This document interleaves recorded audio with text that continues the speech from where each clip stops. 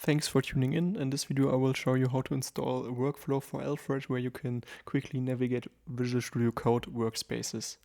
So to install it you need Node.js installed and you can check that with following command.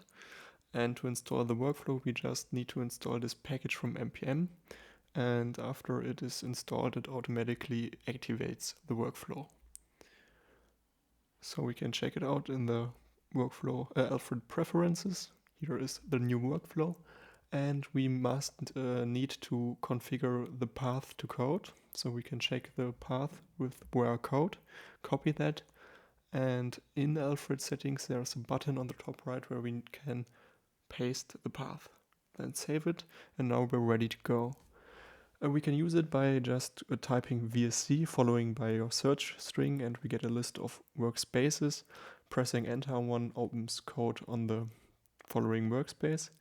And what's great is we can also check for remote workspaces. For example, here is my Raspberry Pi projects where I can connect to with SSH.